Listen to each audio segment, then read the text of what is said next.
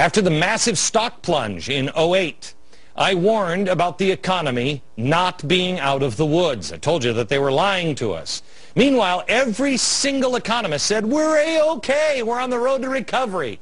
I distinctly remember being called crazy for saying that we are going to slam into the side of the mountain, that we are on the brink of depression, and it's only a matter of time. Well, when I said that, all the comedy shows had a field day, calling me a doomsday sayer, etc., etc. Yeah, I mean, not a lot has changed. Who's the crazy one? Now, global economic collapse is practically Main Street and mainstream terminology. Look at this headline. This one was from Reuters yesterday. China, you know those crazy people over in China. China newspaper warns of disaster over Fed move and even global economic collapse. Global economic collapse? Where have I heard that one before?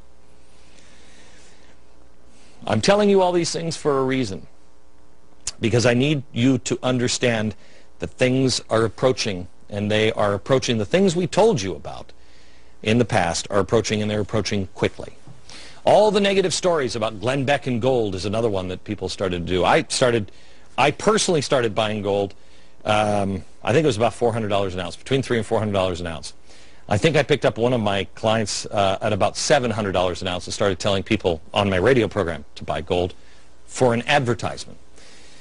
Do you know how many times I've been called crazy and how I was bilking stupid people out of their money? Do you know that gold hit a record high today of $1,400 an ounce? Gosh, that means you would have doubled your money. And I didn't even ever say, buy it as an investment. I have no idea what gold's going to do. It's volatile. It could crash tomorrow. I've said, buy it as an insurance policy. Why? Because they're going to monetize our debt. Ooh. Ooh, wait a minute. That's exactly what they're doing. And yet I was called crazy when I said they were going to do that. What are we giving birth to? The last one is a money crisis. I have been warning you that we are on the same path to repeat the same exact mistakes as the Weimar Republic. We've hit the top of our debt standard. Nobody's going to want to loan to us. And so what happens? When we can't fund it through loans, or we can't afford the interest, we'll just start printing more money, and we're printing it like there's no tomorrow.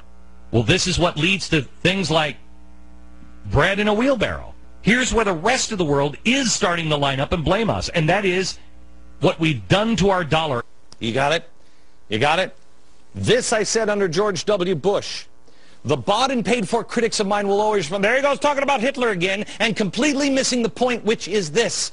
Germany financially collapsed. That's kind of a historic fact, and it's kind of important not to glaze over that, isn't it? How did it collapse? Why did it collapse? What did they do? We should probably know the answer to that. Well, here it is. They monetized their debt. Did we learn our lesson from that? Well, I'll let Tim Geithner and Ben Bernanke, under oath, let you know. When I said on this program that we would monetize the debt, all of the experts said, Glenn Beck's completely insane. Tim Geithner promised it during an interview. Never do it. Ben Bernanke promised it under oath that they would never monetize the debt. Will the Federal Reserve monetize this debt? The Federal Reserve will not monetize the debt. Why is this not the dreaded concept of monetizing the debt, which so many economists warn against? There's no risk of that in the United States because, again, we have a strong independent central bank. A man's word is his bond. Glenn Beck is off his rocker. Don't listen to him. Oh, wait, what's that? Oh, it's an announcement from the Fed last week that they are monetizing the debt. Oh, and they're reinvesting about $250 billion to $300 billion more on top of the $600 billion proposed of monetizing of our debt. So it's nearly $1 trillion, but as Tim Geithner said, there's no chance of that happening in America. I also said that food inflation was coming. This is from April 2008. Listen. It's not that America is going to run out of food, because we're not. It's that food is going to get a lot more expensive, so now is the time to stock up, before the prices rise even more. Okay. Once again, mocked. I can't tell you when things are going to happen. I have no idea. I can't tell you. I don't know even what we're giving birth to, although I have a feeling it's a new world order. I don't know when the birth date is. But here's what's coming. Inflation. According to the NIA, National Inflation Association. I had these guys checked out 6 ways to Sunday. Joe, these are credible people. Credible people. This is unbelievable. The food crisis on inflation will be, according to the National Institute of whatever it is, will be the top crisis in 2011. According to them, we can see prices as high for 1 ear of corn, $11.43. 1 ear of corn. $23.05 for a 24-ounce loaf of wheat bread. This, $62.21, 32-ounce packaged granulated sugar, Domino's. Milk.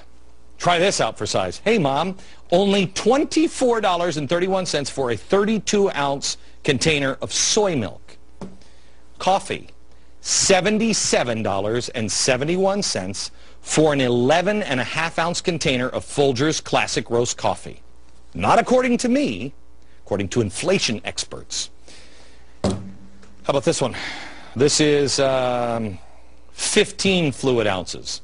If you get a 64 fluid ounce container of Minute Maid orange juice, $45.71.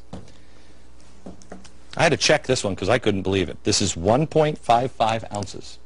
For 1.55 ounce of Hershey's milk chocolate, they say this could cost as much as $15.50. Welcome to your future of monetizing the debt.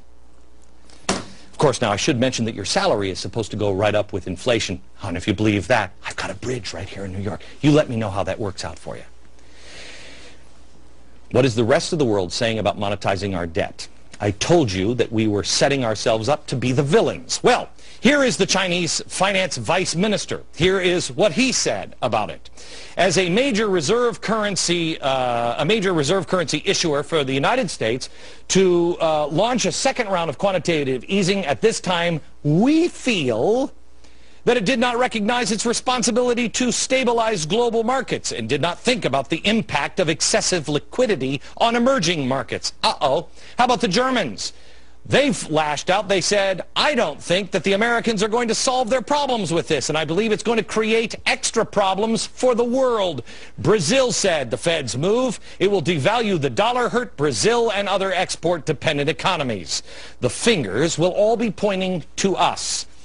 Here's what I ask you to do. I need you to pass them to a friend. I need you to tell everybody you know. Information is the best weapon available.